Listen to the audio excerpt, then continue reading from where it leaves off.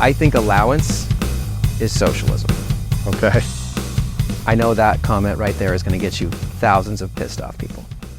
But can I unpack that for a minute? Please. What's the... And even chores. Like if you just do allowance for chores, it doesn't work. And let me explain. Why is allowance for chores or automatic allowance every week a bad thing for kids? Because allowance is codependency, and it's tied in our studies to a lack of motivation and an aversion to work. If you teach children that they get the same amount of money every week just for existing, or doing the bare minimum, or putting in the time and effort, you got a problem. Interesting. You're going to raise value. It's not creating value. That's right. What is money? Let's get into this. What is money? Money is not good. It's not bad. That's what people think. Money is amazing. You should focus on it. Well, that's a keeping up with the Joneses identity trauma waiting to happen. If they say it's bad, that's a poverty mindset. The Bible does not say that money is bad. It says the love of money, the idol of money. Money is neither good or bad. Money is a tool that makes you more of what you already are. It is a store of value. A store of value. What does that mean? It's a store of value that's created. So when we teach kids and families at our dinner table program, we literally say, create value first. So you want to know the number one strategy of the top 100 families in the world? Yes. Okay. It's teach your kids to create value first, not money. Because money is a store of value. You have to go back to first principles. If you focus on value creation, material value, which you create and produce in the world, solving problems, financial reward is the reward of that. Emotional value, good friendships, how you think, how you feel. Spiritual value, how you love, how you live, mindset, lifting you up above your issues to a higher calling, to God, getting out of your ego, and that's spiritual value. Yes. So if we can teach our children, hey, we're going to be value hunters in this home, that is the number one greatest asset you could ever give them. It's an unfair advantage for the rest of their life. Wow. And what you don't do is you focus on the money side. So you don't talk about the money. The money comes as a result of value creation. So back to the It's allowance. the reward.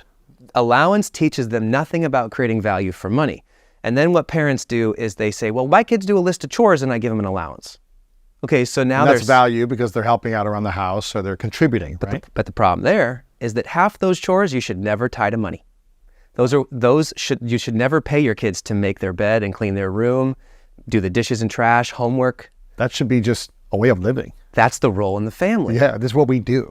We call those expectations. Yes, standards. Right? Yep. So that's why chores doesn't work at the first part. The other half, those chores, should be a menu of ways to earn.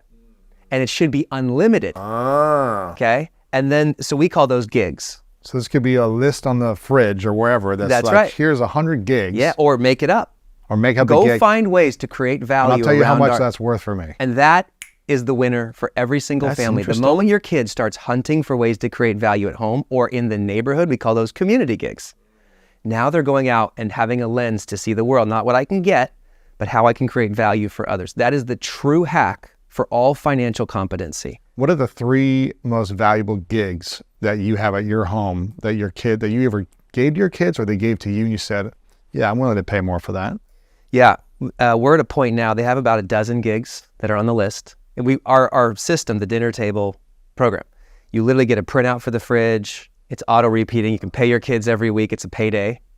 But remember, we have expectations, we have gigs, but we have expectations are separate. That's free. You don't get table paid. stakes. You don't get paid for showing up and living a standard of excellence. That's right. But the gigs, we break them up. So there's action gigs and there's brain gigs. What's the action gig? Action gigs are kind of what you might think of some chores, like sweep the garage, wash a window, something in the yard, clean a bathroom, make a meal. Brain gigs are my favorite part. Read a book and give me a report on it. Yep. Podcasts, TED Talks. This one right here. Parents should be like offering up $4 if their kids tell their parents 3 things they learned from this and 1 thing they're going to apply to their life. Yeah. We call those brain gigs. No sugar for a week. I am statements every single day for a month. Interesting. These should be tied to value because it's creating value with your brain. You and I, our whole life is creating value with our brain. Way more than our hands and feet. Mm-hmm. Why are we not teaching that to children? Right. Homework is an expectation. but there should be a ton of brain gigs. So my 3 favorite, I'll give you my 3 favorite, and we automate these in our app, okay?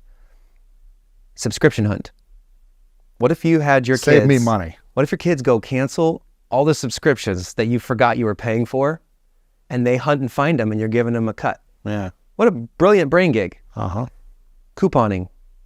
The average family in our system, the kids and the teenagers starting as young as 6 years old are saving them 26% on groceries. Wow. By learning to find the 4 ways we teach them to get coupons. And they get a cut of their savings. They get a savings cut. It's all automated. And then plan the next family trip. What if your 10-year-old planned the entire, my 7-year-old's doing it right now. What if they got 3 flights, 3 hotels, or VRBO, or Turo, Uber, rental car, and got the best deal? Where are we going to eat? What are we going to do? They will save you $1,000.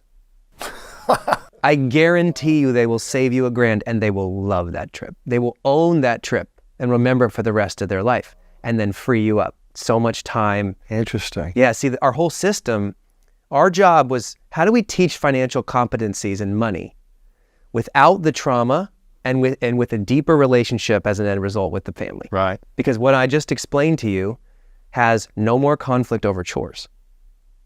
Kids never ask for money and stuff again. Because they know, if I want money, I got to do one of these things. I know where to go. Yeah.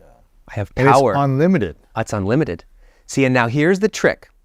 The third E, we have expectations, extra pay, and then expenses. This is where every parent goes wrong.